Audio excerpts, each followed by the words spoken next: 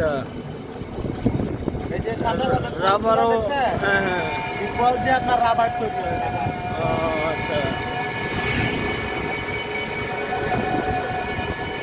বাটির মাঝে জমানোর পরে হ্যাঁ, হ্যাঁ। রাবার বড় পাখি।